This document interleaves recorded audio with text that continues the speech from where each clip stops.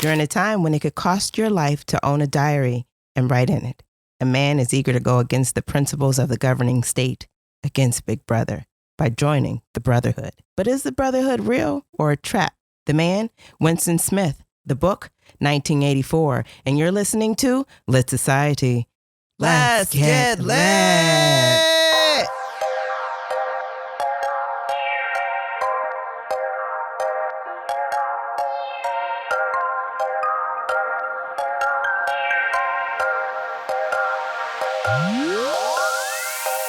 Hi, readers. This is Alexis.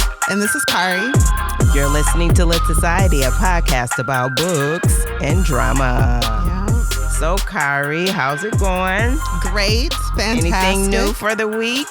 I can't really think of anything, but life is great. How you doing? I'm doing okay. Oh, you know what? I can tell you a story about my, I was involved in some busy work at work. So one of the things that we did was we had an event where we had a cheesemonger come on and tell us about cheese. And I just had the best time. That's actually pretty cool. That's what happens when you got them rich, cushy jobs. They have cheesemongers come in and tell y'all about cheese. Yeah, we had like 3 different kinds of cheese. Well, I didn't have them, but we had 3 different kinds of cheese.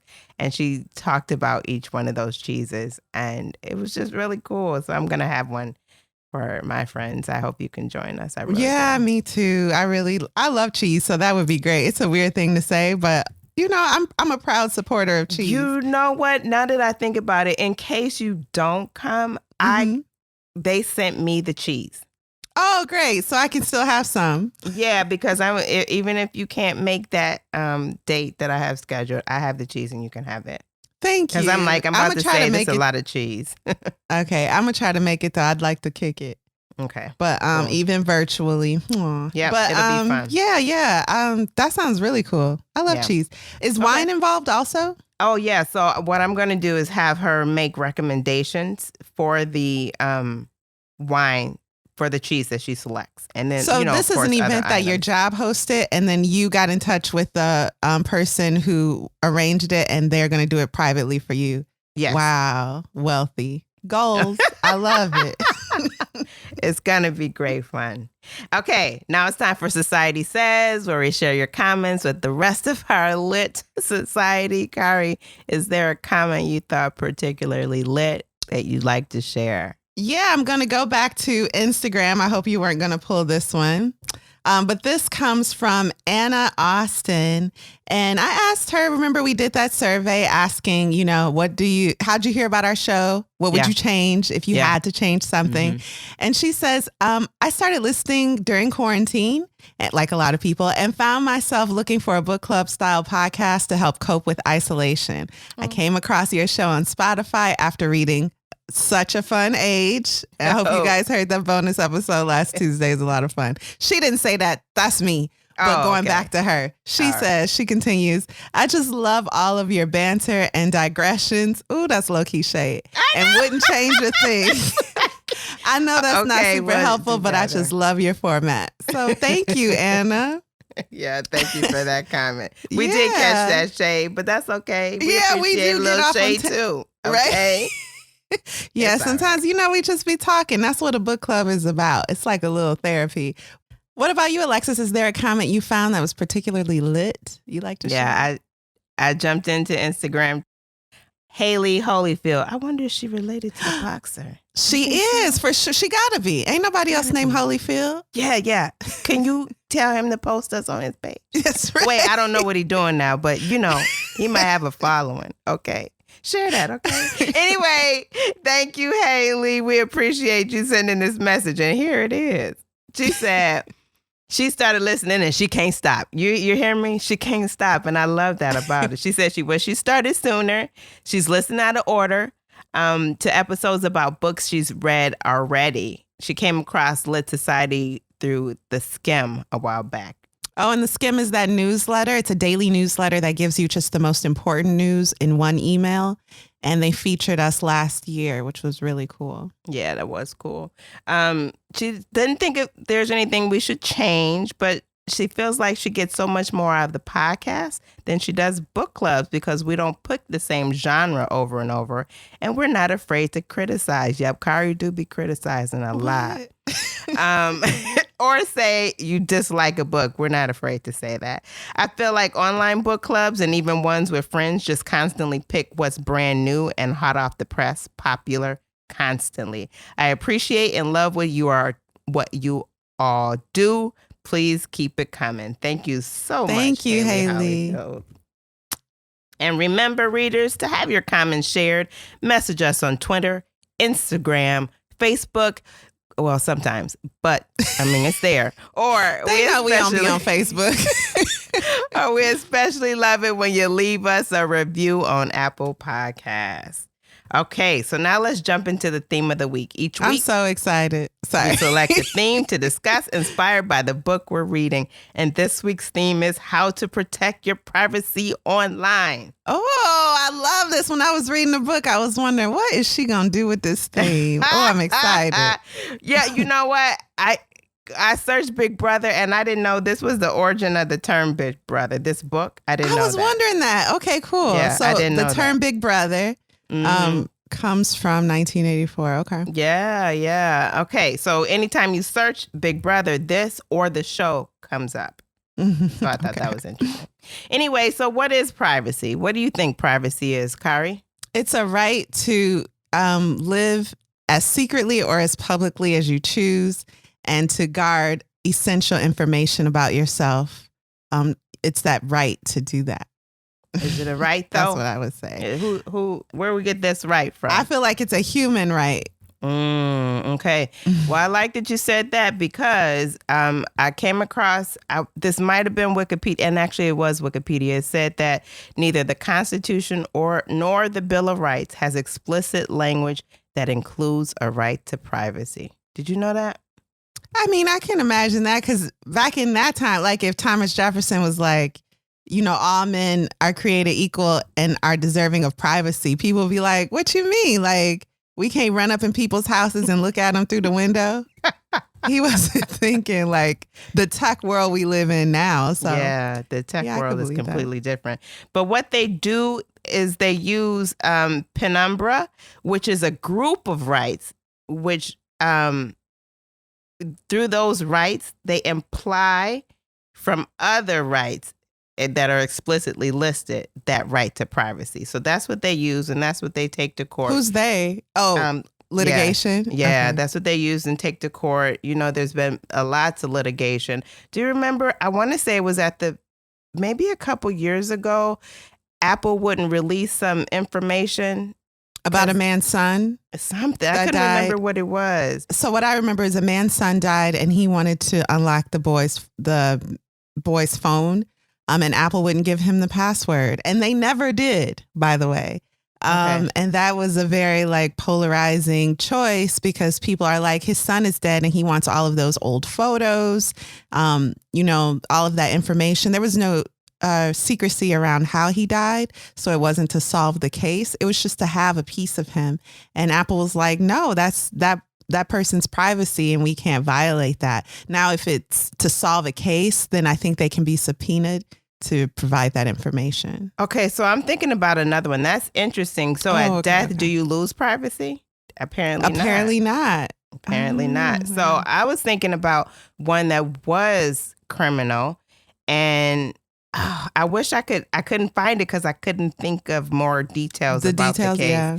And what I believe is Apple refused to release that information as well. And to law enforcement. Yes, to law enforcement. It's like, you still can't have it. So anyway, the eyes of Big Brother are upon us. I mean, we are tracked through our phone. There's that tracking. Like Google Maps know everywhere I go.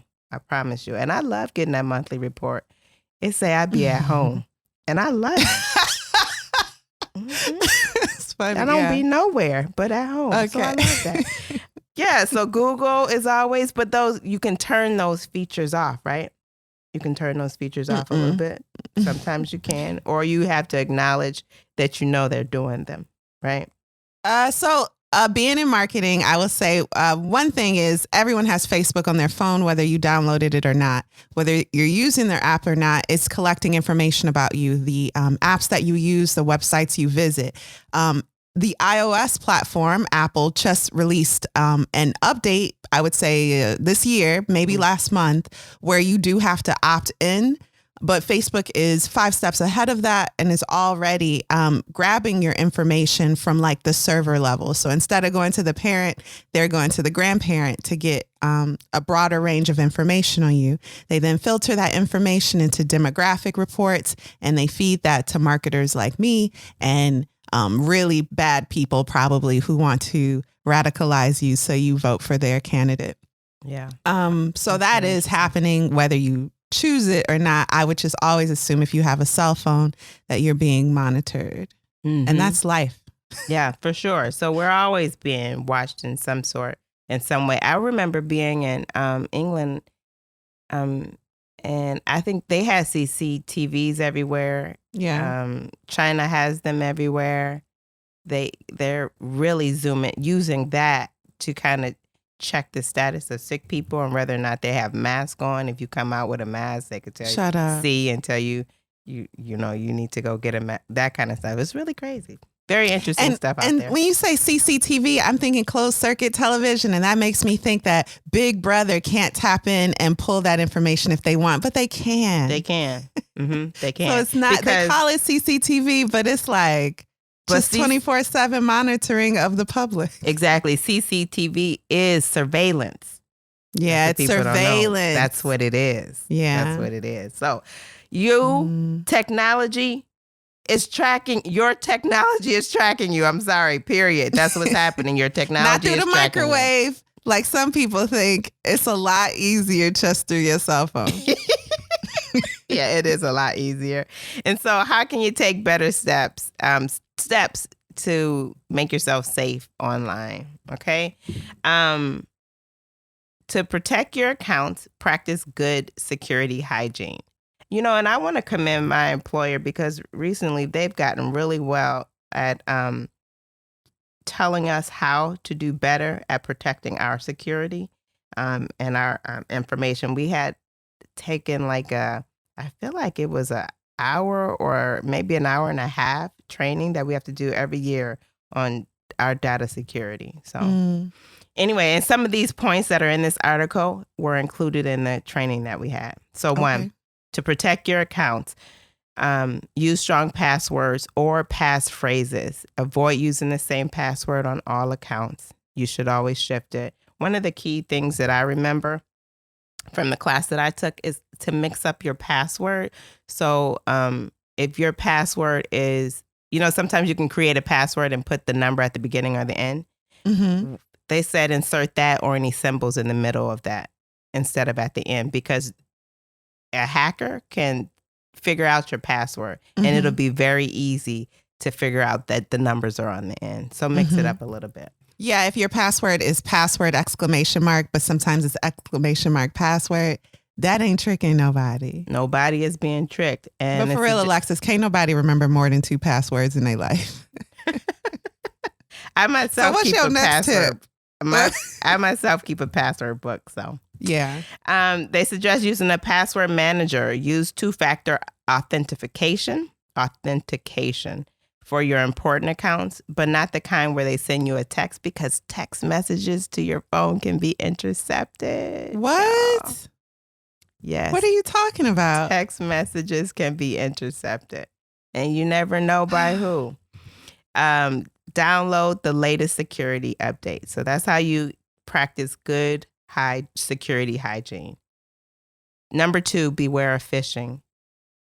These messages appear legit, but they have little errors, spelling errors, grammatical errors. Why do they have spelling errors, by the way? If your job is to fish, PHISH, why not use spell check also? They do always have errors. It's a dead giveaway, too. It'd be Microsoft spelled with a K. What are y'all doing? Yeah. Mm-hmm. The link to the website is not where it should be, or the email comes from a weird domain. So make sure you're This phishing can be done by text, email, or the phone, so be careful with that. Tip 3, protect what matters most. Make a security plan, and to do this, start with a guide. Electronic Frontier Foundation created a guide, and it asked the big questions. So you can ask them of yourself. What do you want to protect? Who do I want to protect it from? And how bad are the consequences if I don't? Those are just a few of the questions. Number 4, delete some apps from your phone. Use the browser instead. I thought this was really interesting. They said... Really? Because they're monitoring you. Marie Kondo your apps, okay? Y'all know Marie Kondo. She loves mess. She hates it. She does love it. She loves it. You're right. Apps can learn a lot about you from the data on your phone. Harmless apps like maybe a flashlight app, that also is collecting your data, okay? That's insane. Privacy-wise, browsers are better. They simply are. So if you don't need that one, an app for that, don't have it for that. All right, here's a favorite. Number 5, use an encrypted app for messaging, such as WhatsApp or Signal. They use end-to-end encryption. What does that mean? Only you and the person who sent it can read it, no one in the middle. So I remember I talked about interception before. That's not happening with end-to-end encryption. iMessage is encrypted when you message another iOS user. But if you message me, Kyrie, beware. These Android users messing y'all up. Everybody reading y'all messages. They can see that GIF you sent of Idris Elba yesterday. They see it. iCloud and Google Drive are no longer encrypted. Did you know that? No. And why not? I don't know the answer, but they're not, and they haven't been. They advise against using Facebook Messenger. Man, I remember Facebook used to prompt me to download that, and I refused to. Hi, Mom. I just want you to know, all those messages you're sending me on Facebook Messenger, I'll never see them in my life, ever, ever. Please stop. And please stop referring to them in conversation because I haven't seen them, because I don't have Facebook Messenger, because I don't know Facebook. Like, thank you. Stop. You know that message I sent you the other day. Right. Stop being upset when I don't respond. I don't have Facebook Messenger. No. I still get messages on Facebook. You always will for the rest of your life. It's like, I literally am not using this tool. You don't see me having any conversations, posting nothing. One day I'll just delete it. But I'm nosy, so I might need it at one point. To spy on somebody else. That's right. Exactly. You never just know. Like Facebook doing. A circle of spyatry. They said it has a lot of information. Just using the app. So if you can avoid using it, you're keeping your message from prying eyes. Turn off cloud backups and delete existing WhatsApp backups from iCloud or Google Drive. Number 6, turn off ad personalization. It gives companies more information about you under the guise of needing it to customize your advertisement. It's the dumbest question ever. Can we spy on you so we only serve you ads you're interested in? What? No, serve me ads I'm not interested in so I keep my money. It's very invasive. It's very invasive. And then just recently, didn't Facebook and Google have it out about that? Or was it Apple and Google? I think it was something in Skim about that. Number 7, nationally, and this is not a tip, but knowledge. The U.S. doesn't have a universal data privacy law safeguarding everyday online privacy. There's nothing out there. These things are going to eventually come up through the court, but there is nothing out there for that. And as you start to build your privacy or protect your data and your equipment, start small, take it one step at a time. You will accomplish it. Know what you want to protect and why you want to protect it. That'll help you in the long run. And that's it. Kari, do you have anything you want to share about online privacy? No, those are great tips. And I'll definitely be implementing some of those and be more careful, specifically with the apps I download, because I like download anything. I'm looking at my apps now. I have like brain exercises, whatever that is. Learn languages I ain't never really even trying to learn. So, yeah, I'm going to be a lot more careful and, because I know this Learn Japanese app ain't nothing but Cambridge Analytica. Yeah, and I'll need the problems. Yep, that's a big deal as well. Yeah. I hate downloading apps. It's like, why do I have to download another app? I just hate downloading them. I try to get rid of them every chance I get because I can always go back in the store and get it if I want to. But now knowing that it's better to just use a browser, I'm definitely going to do that and kind of eliminate some of that storage. Bye-bye, Goodreads. I ain't never needed you. In real life, though. And that's Amazon. Jeff in your phone. Ooh. Hey, just kidding. If y'all want to sponsor us, Goodreads is great. Y'all delete that app. That was just a joke. That was just a joke. But for real, y'all, I don't think y'all should have it on your phone. Anyway, let's take a quick break before we jump into the author and context. All right, sounds good.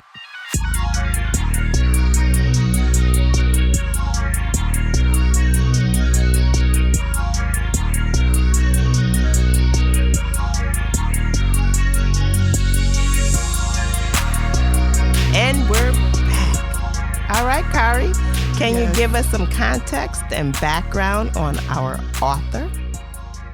Yes, I sure can. So our author is George Orwell, and for more information about him, perhaps see our Animal Farm episode from season 1. However, I do have a few notes. Orwell began writing 1984 and 1949, about 8 months after he read a Russian novel. I guess I'm really into Russian novels. Apparently. They're great. Mm-hmm. Yeah, Russian writers. Just eat that up. Oh, but anyway, it's called We. Have you heard of We? No. So We is a dystopian novel by, what's his name? Yevgeny Zamyatin, a Russian writer. And it was written in 1920.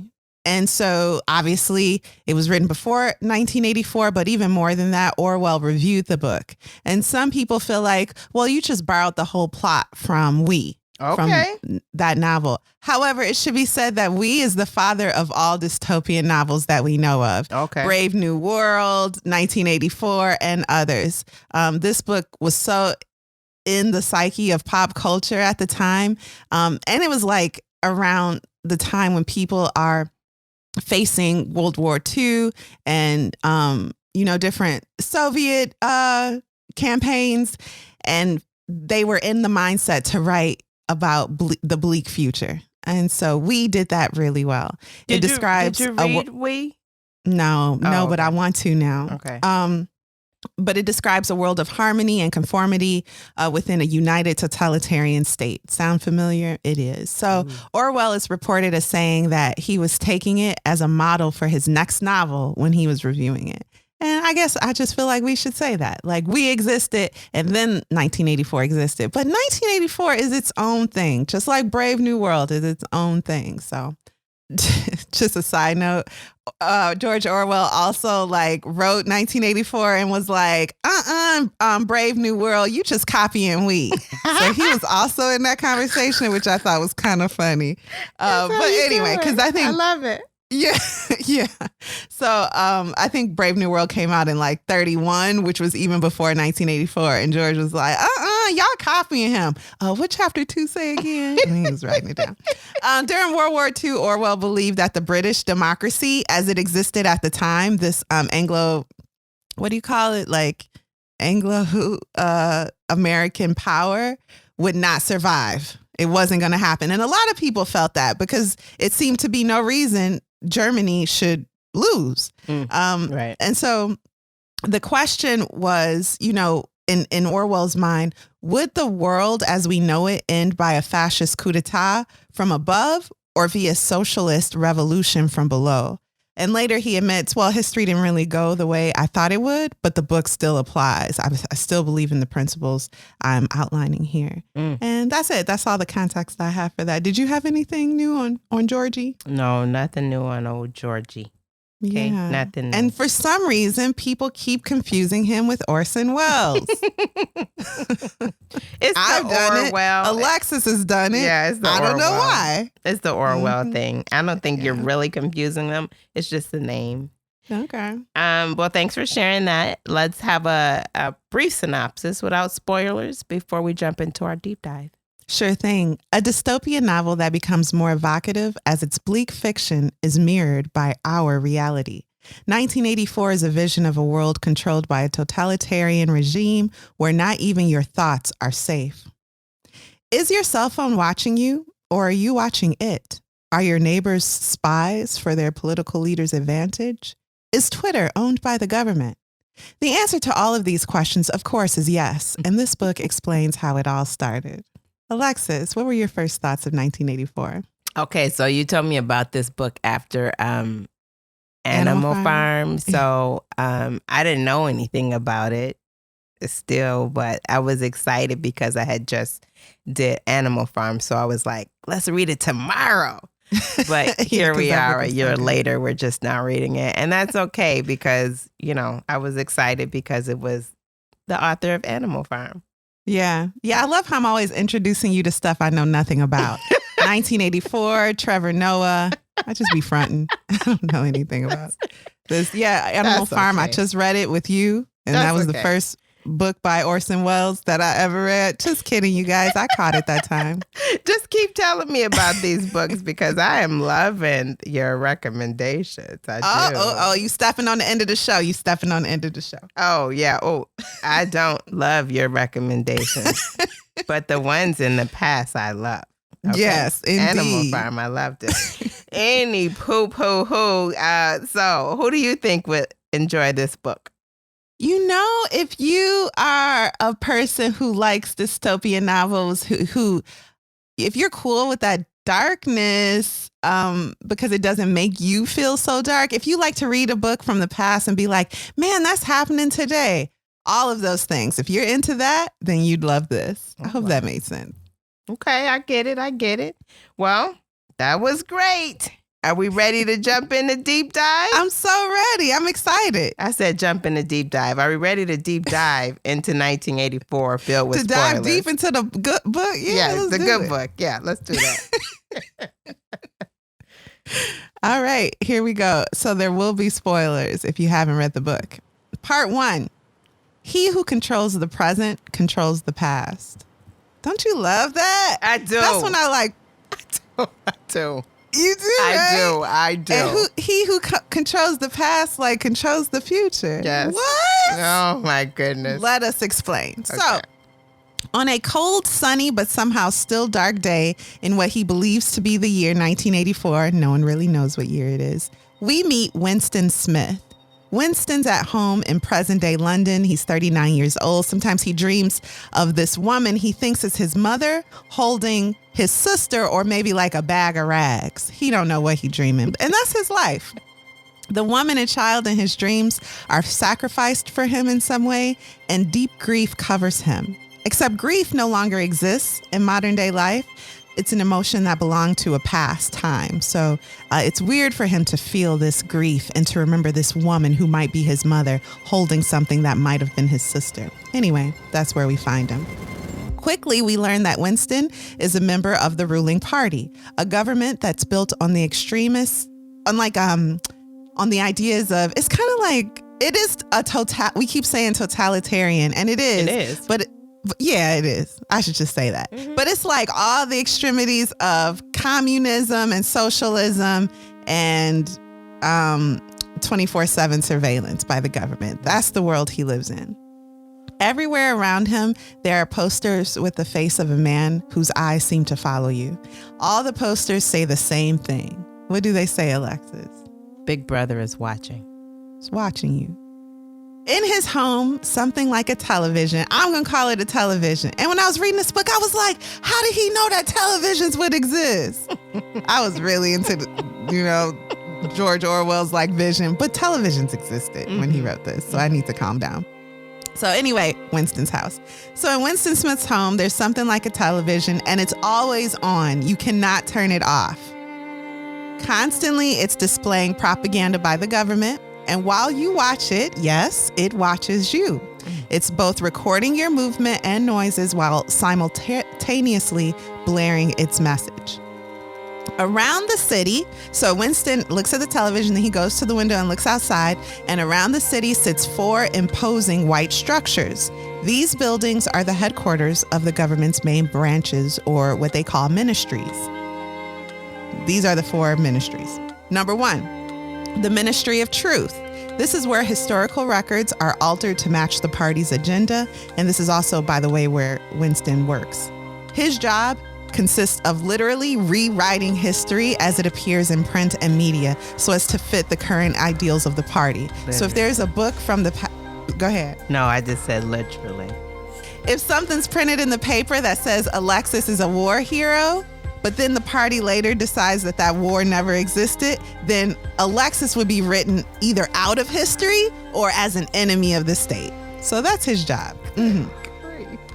And given that most facts and statistics are arbitrary anyway, Winston saw his job as replacing one set of nonsense for another. In fact, he enjoys his job and he's good at it.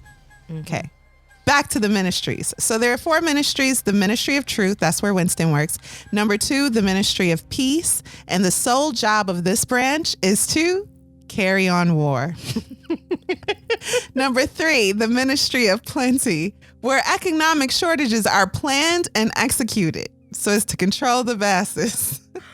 And then lastly, the Ministry of Love. Do you remember what they're responsible for, Alexa? Maintaining law and order. Law and order, girl. That's love. That's the Ministry of Love. Mm-hmm. Unlike the other 3 ministries, this building has no windows and access is like strictly guarded by firearms and barbed wire and like rabid dogs. I don't know. The government's motto is this: war is peace. Freedom is slavery.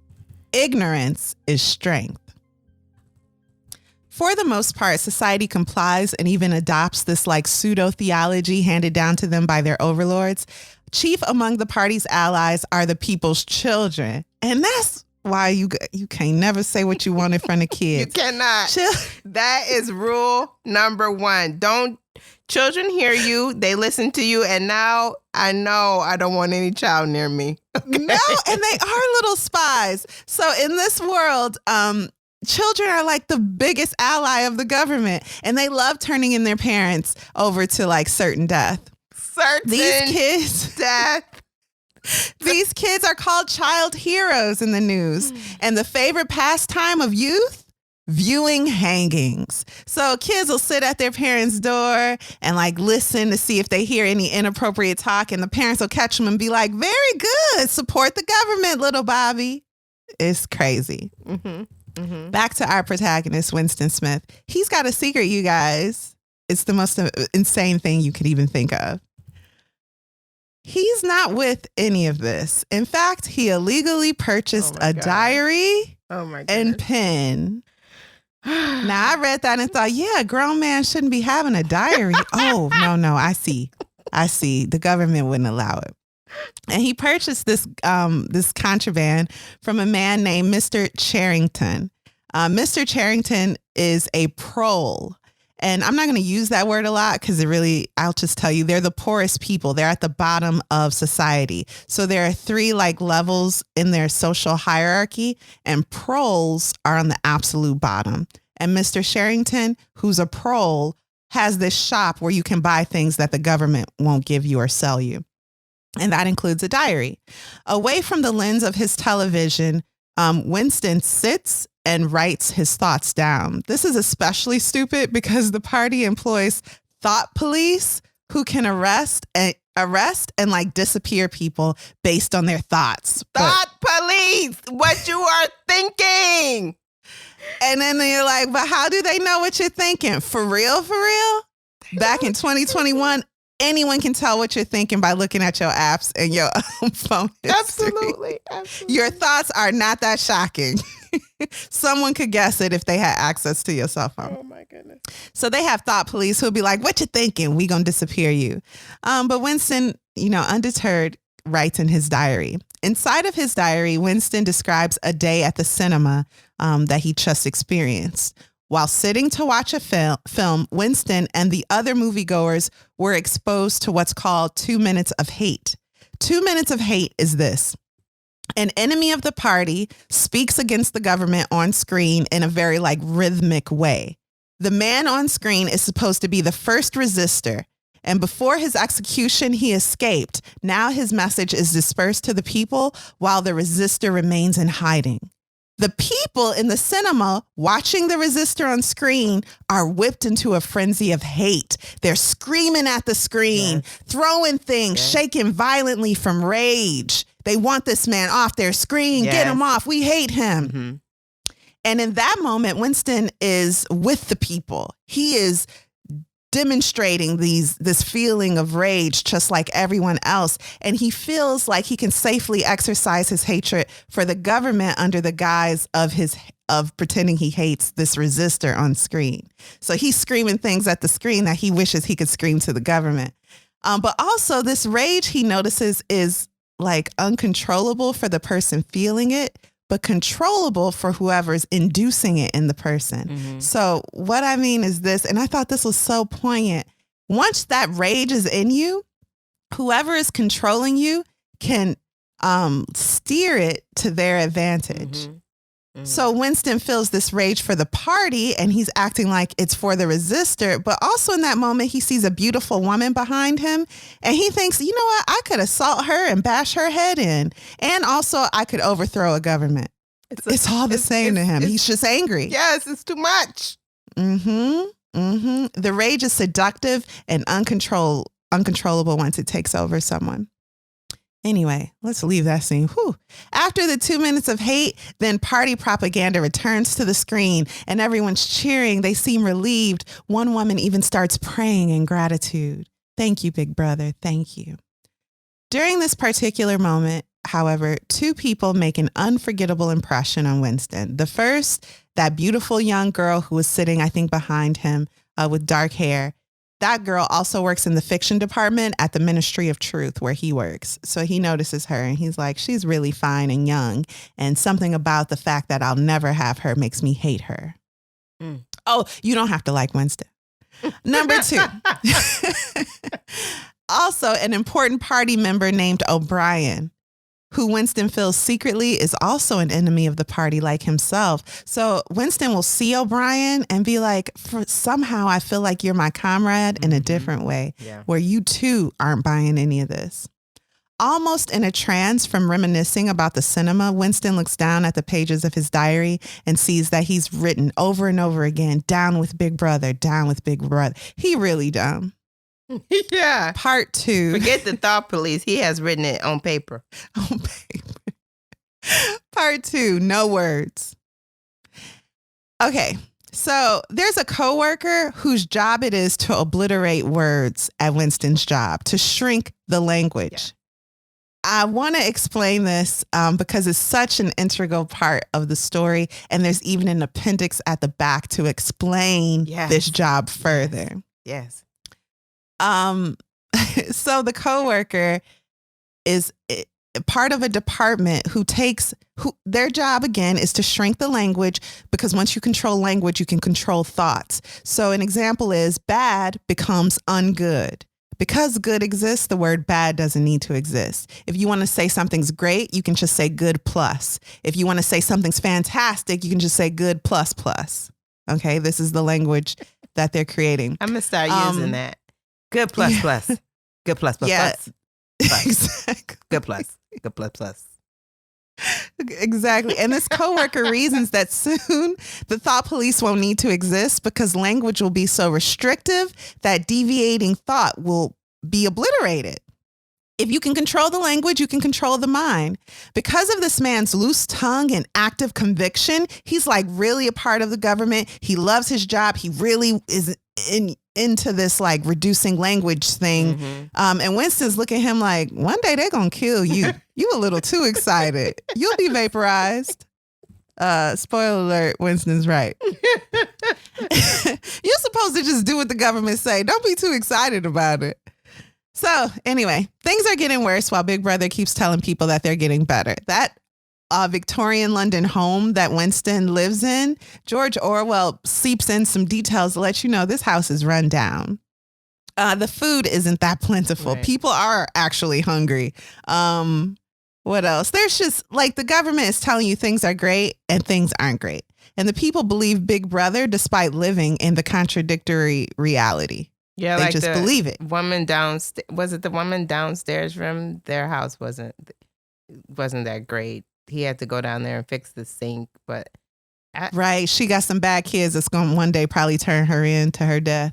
But yeah, things are falling apart. Mm-hmm.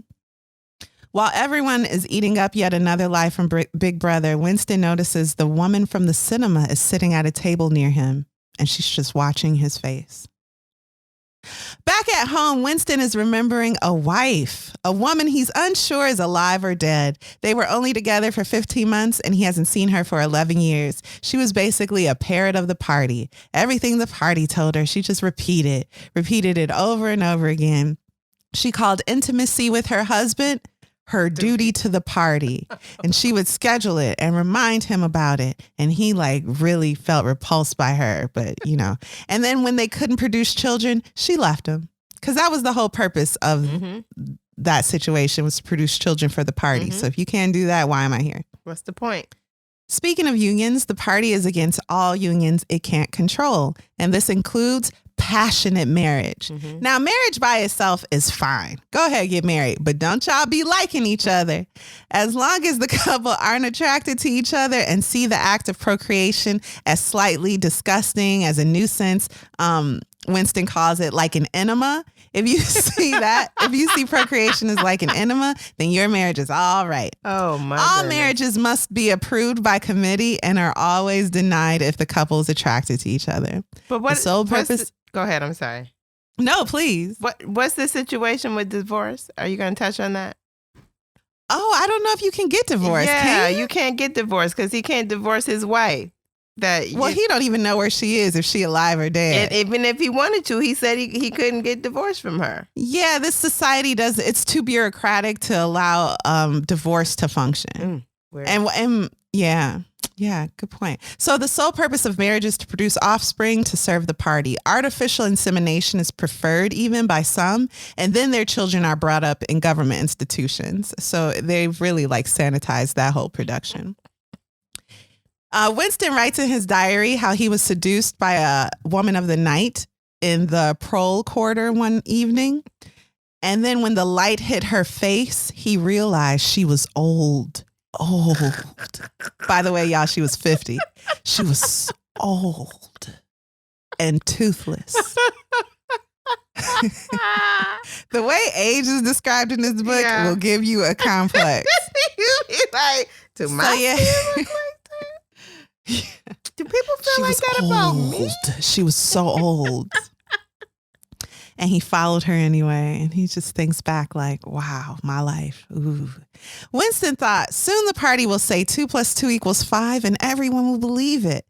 Because, and this was the hardest for him to admit, the party may be right. How do we know? How does one know that gravity exists, that water is wet and stone is hard? If the physical world exists only in the perception of our mind and our mind can be controlled, what then? And I love this because if everything is relative, if right and wrong don't exist, if, everything like we talked about in Salt, Fat, Acid, the way I taste food, that same food, the way I taste bread, you would taste the same piece of bread differently because that truly is relative. But when you take that out of our personal experience and you apply it to broader, things that we take as being fact, right and wrong. Does right and wrong exist, or is it just your perception of right and wrong? If I can start controlling that, the way you see things like that, then I can control anything about you. Or just any facts about life. Any facts about life. Who says 2 + 2 = 4? Who told you that? And why? Someone told it to you, you accepted it, and that's why you believe it. Well, if the party says 2 + 2 = 5, you must accept that. Exactly. Winston then realizes, I'm getting chills. Winston then realizes he knows for whom he's writing this diary. O'Brien. Why? because there are natural truths which can't be denied. Winston knows this and must never forget it. Freedom is the freedom to say 2 + 2 = 4. Yeah. I'm not following Winston's logic, but that's what he's thinking. Winston takes a visit to the poor district, the Prole. By the way, a bomb goes off on his way to the pub and he just continues on his way. Did you notice that? Yeah. That was crazy. Yeah. Is this where the hand went fire and he kicked it? Suddenly, the whole street was in commotion. There were yells of warning from all sides. People were shooting into the doorways like rabbits. A young woman leapt out of a doorway a little ahead of Winston, grabbed up a tiny child playing in a puddle, whipped her apron round it, and leapt back again, all in one movement. At the same instant, a man in a concertina-like black suit who had emerged from a side alley ran toward Winston, pointing excitedly to the sky. "Steamer!" he yelled. "Look out, governor! Bang of head! Lay down quick!" Steamer was a nickname which, for some reason, the proles applied to rocket bombs. Winston promptly flung himself in his face. The proles were nearly always right when they gave you a warning of this kind. They seemed to possess some kind of instinct, which told them several seconds in advance when a rocket was coming, although the rocket supposedly traveled faster than sound. Winston clapped his forearms about his head. There was a roar that seemed to make the pavement heave. A shower of light objects patterned onto his back. When he stood up, he found that he was covered with fragments of glass from the nearest window. He walked on. The bomb had demolished a group of houses 200 meters up the street. A black plume of smoke hung in the sky, and below it a cloud of plaster dust in which a crowd was already forming round the ruins. There was a little pile of plaster lying on the pavement ahead of him, and in the middle of it, he could see a bright red streak.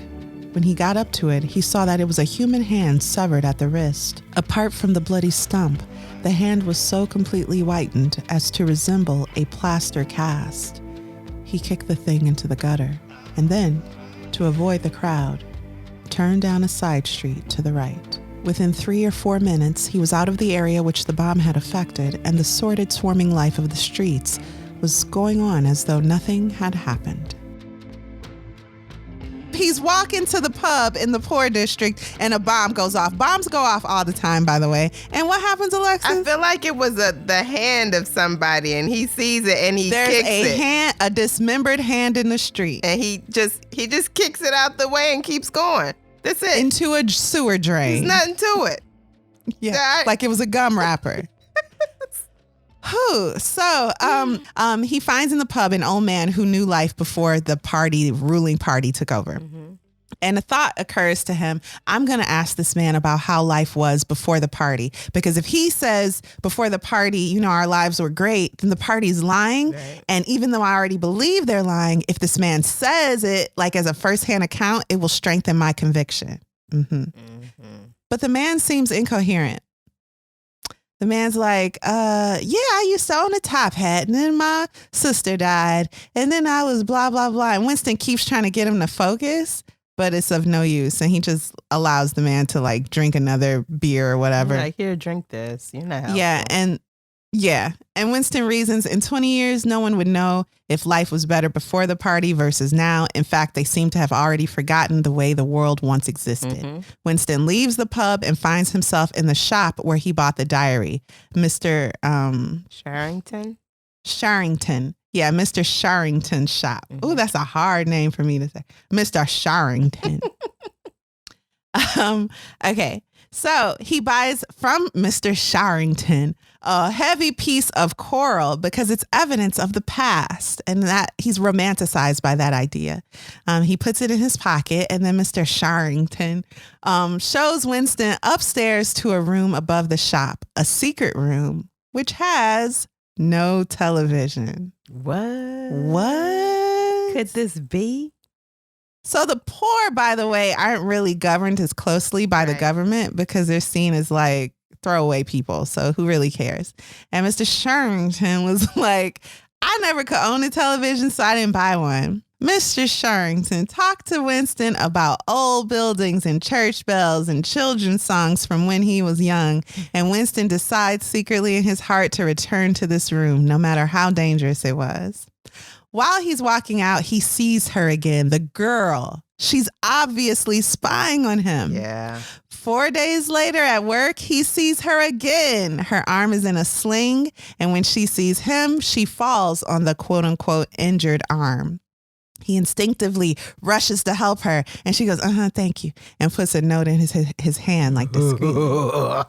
Her face unchanging, because you can't really be changing your face because you always monitor, and somebody going to be like, why are you smiling? Exactly. Or why are you frowning? So you just got to keep your face, even. So she slips the note into his hand, and his mind is racing. What is this note? Is the Brotherhood of Resistors trying to reach out to me? What is going on? He opens the note, and inside are 3 words. I love you. What? Yeah. Listen, how is she in love with him? Don't look too much into it. So I said, oh, finally, the romance Alexis has been wanting. This ain't it. So she arranges for them to meet in a public, crowded place so as to avoid suspicion, and she tells him to meet her at a station. She outlines the route and gives him a time. Quickly, she is gone, but not before grabbing his hand. This is a huge deal because it reminds him of intimacy and of just human interaction. And when she touches his hand, it's like he can imagine every curve of her fingers and her palms. And he's like, I'm going to follow that woman to the ends of the earth. Also, he's thinking, she's not as cute as I thought. But remember, you ain't got to like Winston. Mm-mm. So when they meet again, he tells her he's got a wife, and he can't get rid of her. Also, he has 5 false teeth.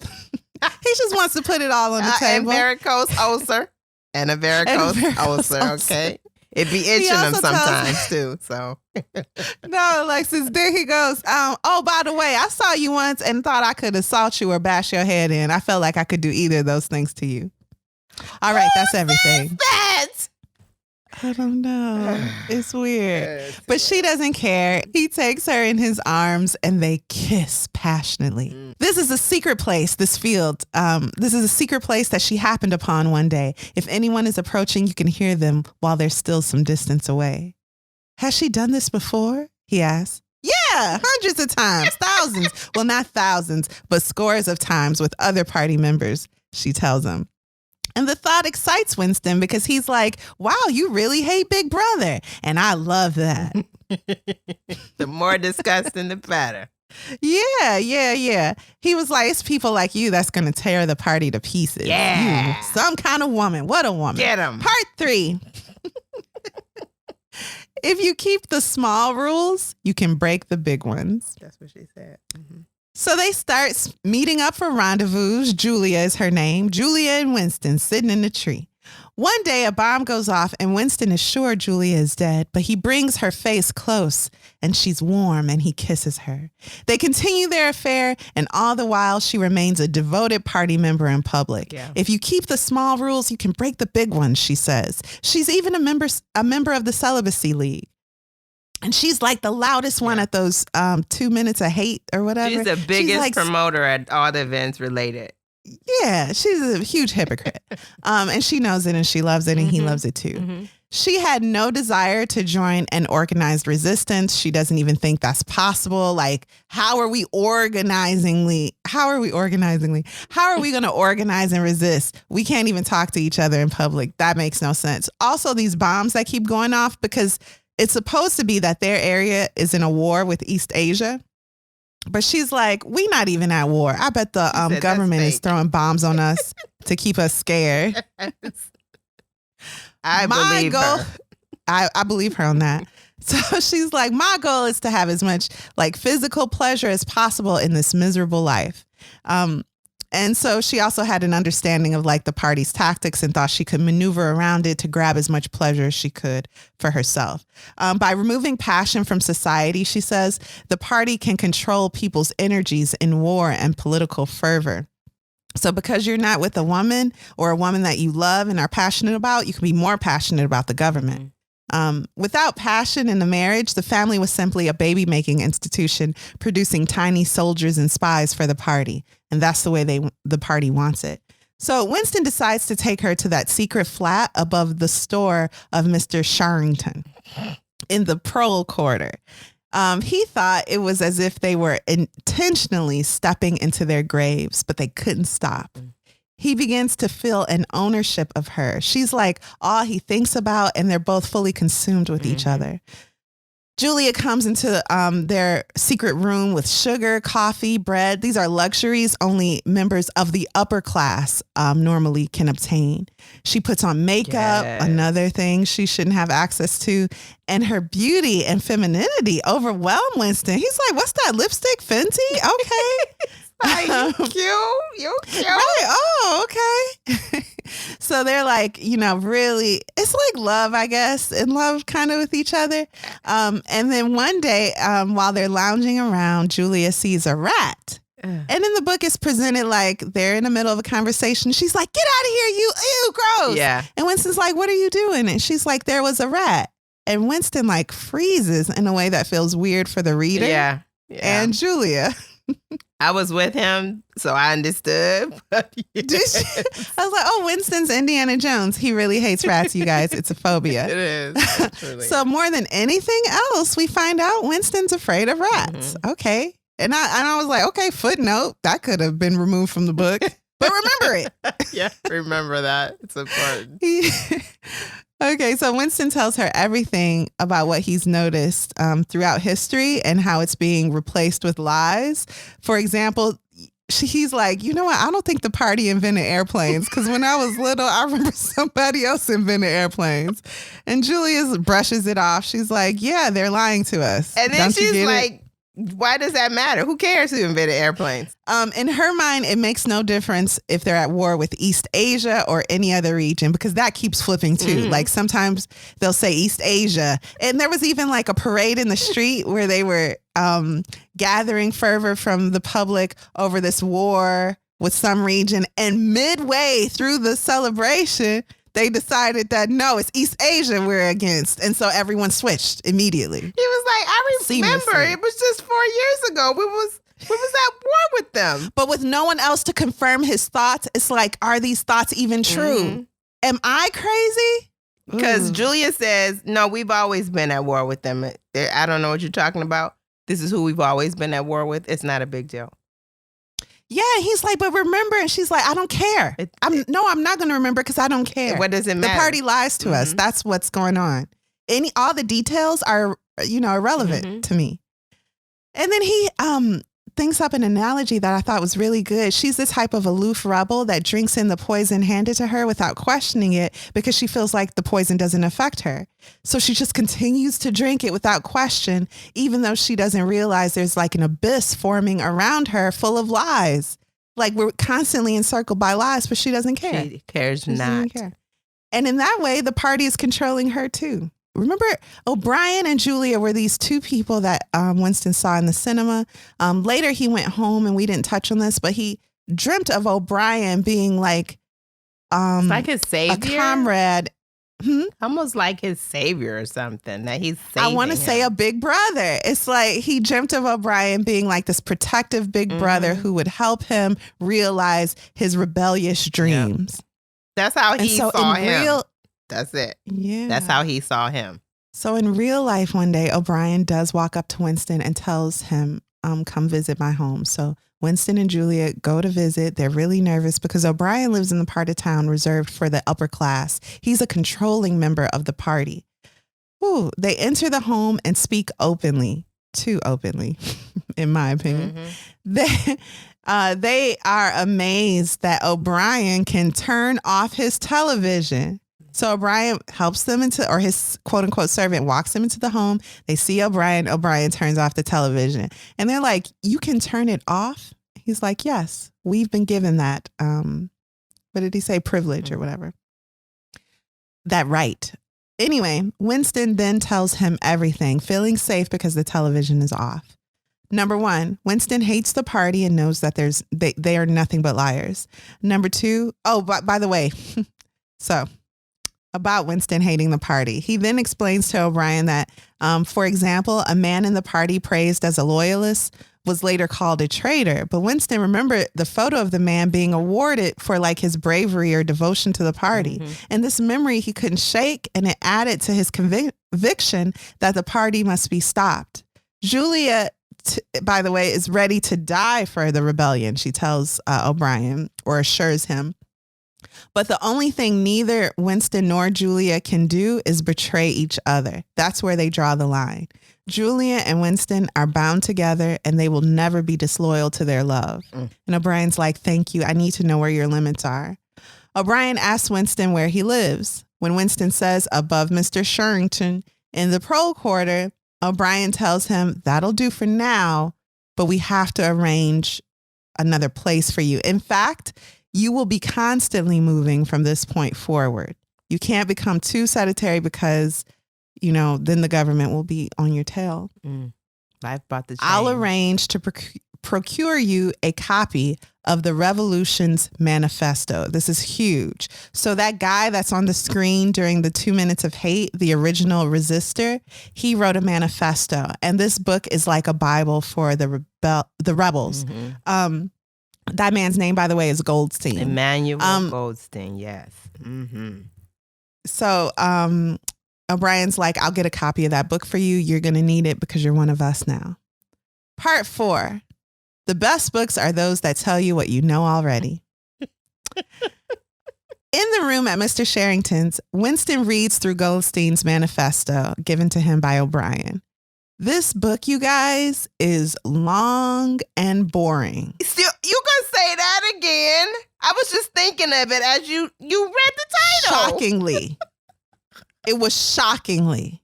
You ever read something and rolled your eyes while you was reading it? I was like, this book is he's still reading this? It's like a book in the book, and it is not a worthy book. It's not.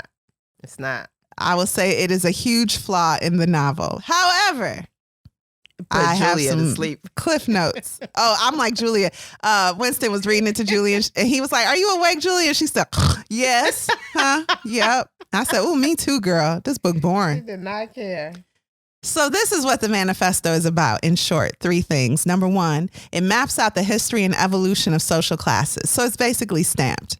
But it talks about high, middle, and low class, which now equate to the inner party, which O'Brien belongs to, the outer party, which I think Winston belongs to, and the proles, which Mr. Sherrington is part of. Number 2, the war they've been fighting against East Asia and other regions serves only the purpose of war. Listen.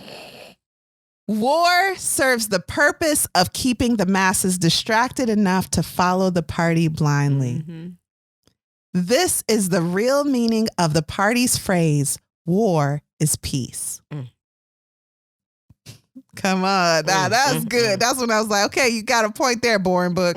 Inside the book, I like, I'm stepping on the final verdict.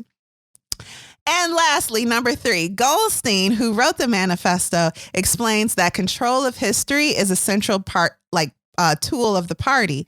He adds that double think allows inner party members to be the most zealous about pursuing the war mentally, even though they know the falsity of the histories they write. So double think is knowing the truth while believing the lie. That's double think. Believing the lie the party feeds you into the point where it's like a part of you. And the thoughts you have about, well, is that true? You eventually just block those out. As Winston and Julia look out the window of their room at Mr. Sherrington's and down at a prole woman, Winston thinks about the proles more deeply. They are the class not governed closely by the party because they're seen as ignorant, futile members of society. And because of that, Winston thinks the proles may be the future.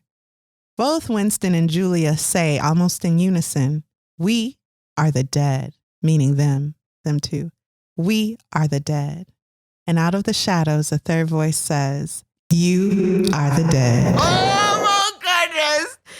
Where did that voice come from?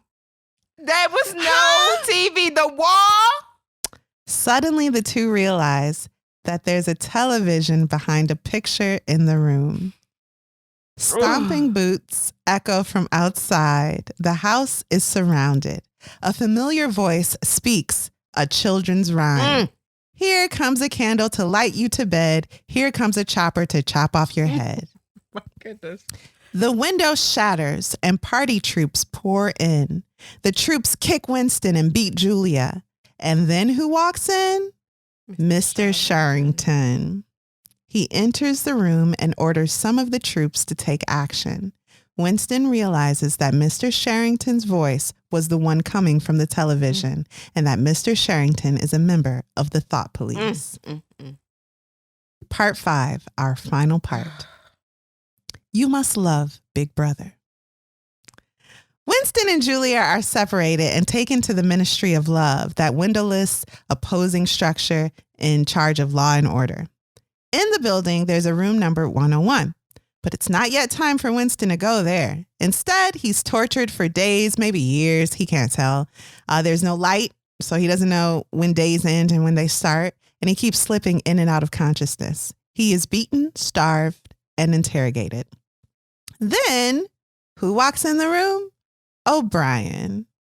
Winston cries out, "They've got you too." Oh, God. To which O'Brien replies, "They got me long ago."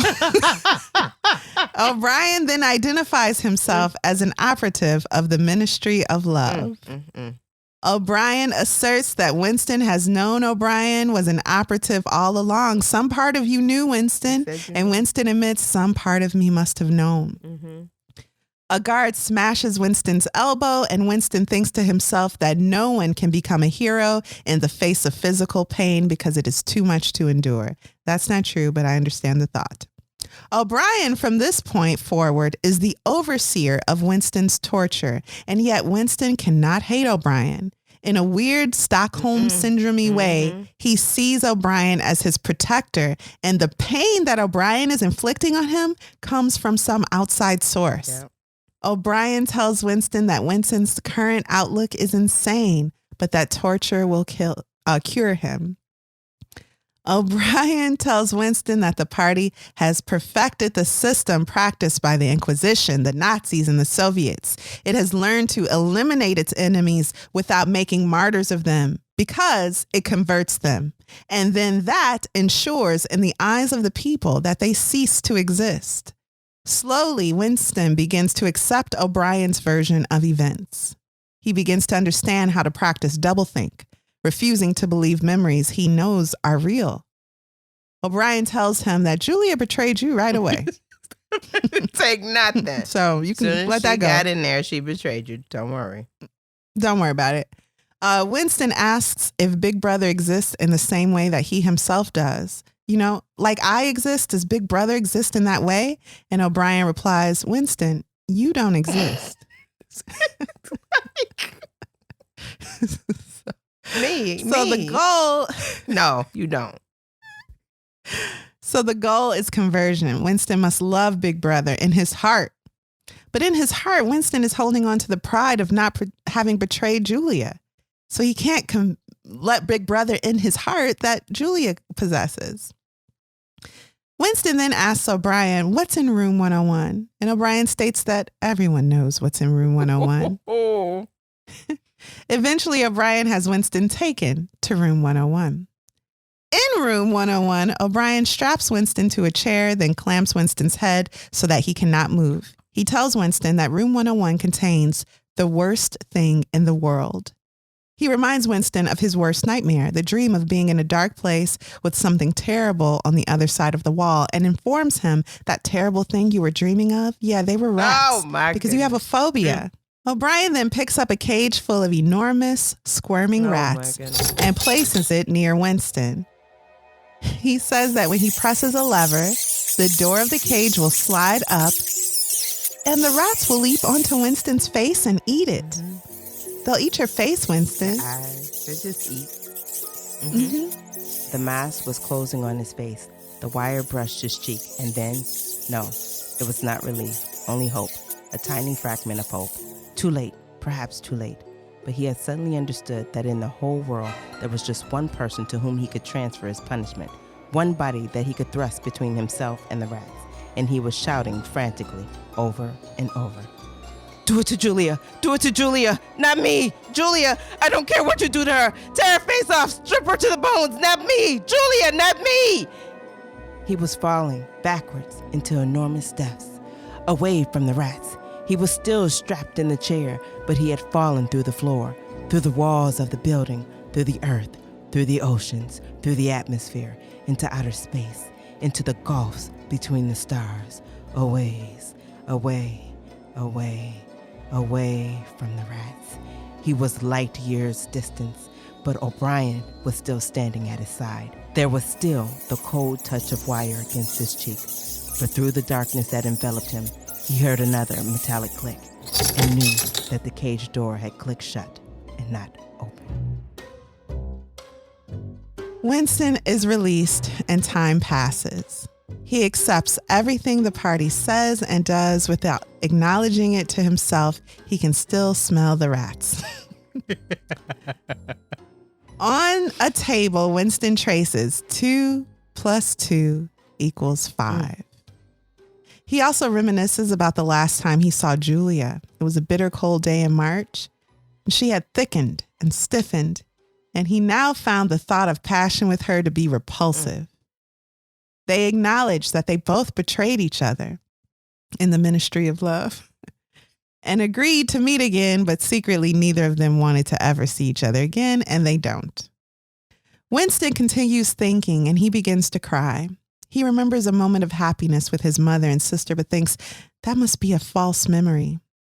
He looks up and sees a picture of Big Brother on the television. They've won, it's announced. The party has fought and won victory. People pour into the streets in celebration, and Winston feels happiness flood his body. He is happy and he is safe, and he listens. He listens to the party. He reassures himself of both the great victory he has won over himself and his newfound love for Big Brother. That end, let's take a break. Okay. Okay,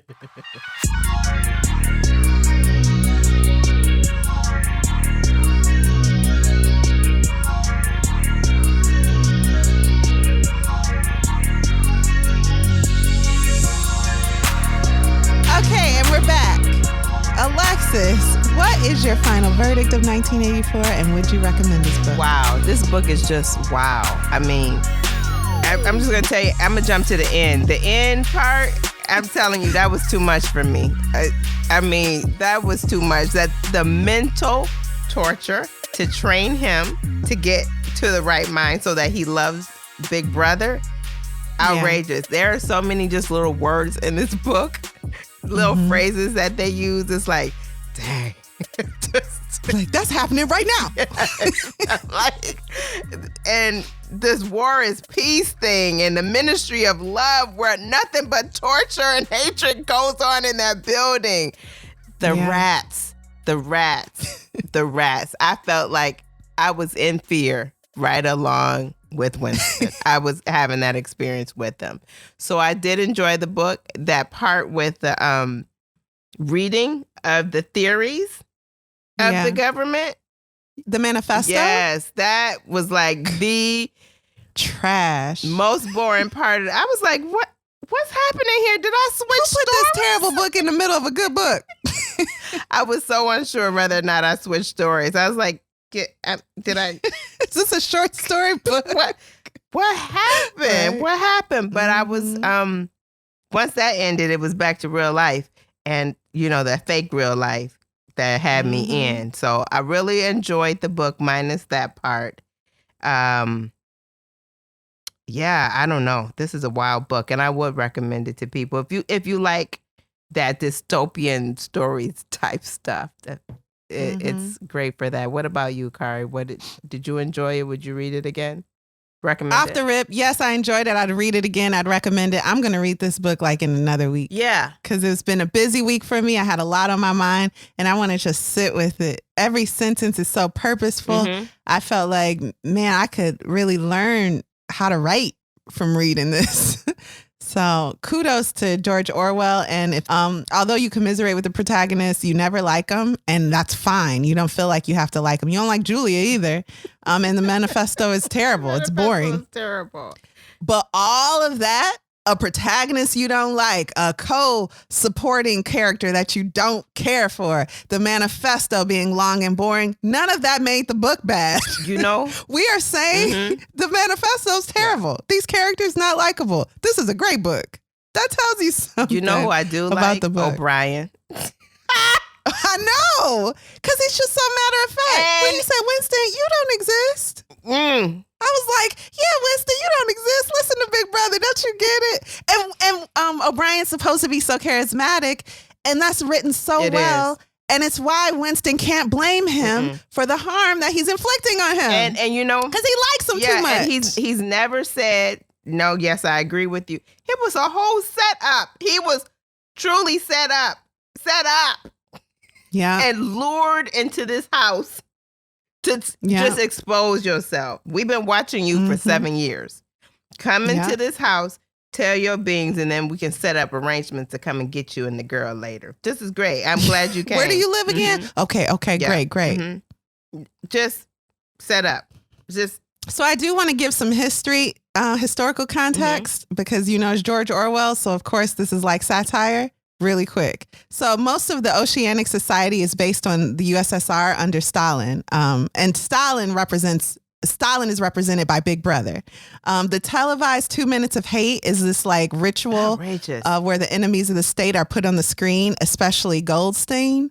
Goldstein represents Leon Trotsky. Really? Yes. Trotsky was in an Animal Farm too, wasn't he? Yeah, Stalin also. Yeah. Altered photographs and newspaper articles create unpersons, which are deleted from the National Historical Record, including even founding members of the regime. A similar thing happened during the French Revolution's reign of terror, in which many of the original leaders of the revolution were later put to death. For example, Danton, who was put to death, and then later the man who put him to death was also put to death. So it's like, you might think you're for the party and you're carrying out the justice of the party, but if the party decides that they're against you, then you're an enemy of the party, no matter what you feel. And that's mirrored in the way that Winston can't forget about this soldier who was honored as a hero, but then the news said he was a traitor. That's that. And then O'Brien showed him the picture of the three men, and he was like, "You have it. You." It did exist. I'm not crazy. And O'Brien goes, no, you crazy. I'm destroying this picture. He's like, we're just going to fix that. So see, it didn't happen. It did not happen. And that's I had written them down, but I put them on a piece of paper in there in the other room. It's expressions like that. It didn't happen. I can't think of it. It reminded me of how easily photos can be doctored now and even videos. And it's a joke to have like a deep fake of Tom Cruise doing something crazy and it's not really Tom Cruise. But what that means is that we can't trust pictures and video anymore.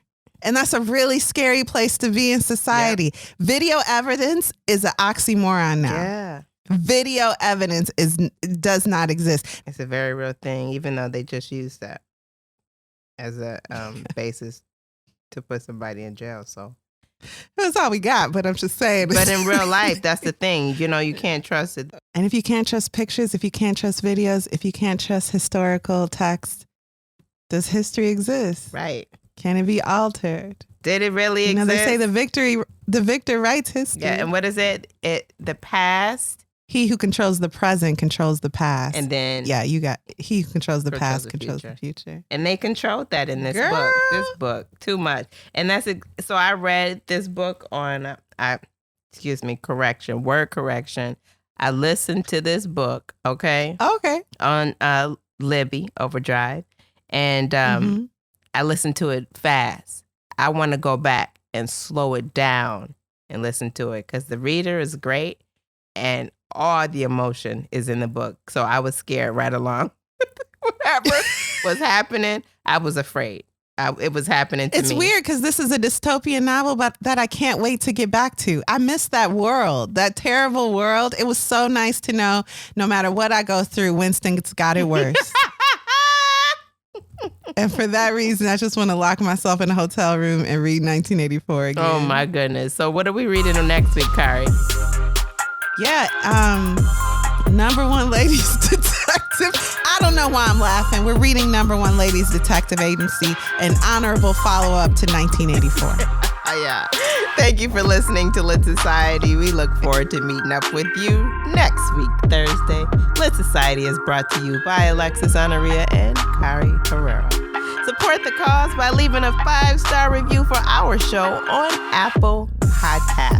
along with a comment about why you absolutely love us. We do indeed love you too. If you've enjoyed what you've just heard, tell a friend about Lit Society. Visit LitSocietyPod.com for show notes, this month's book list, and to sign up for our amazing email newsletter. And until next time, read something.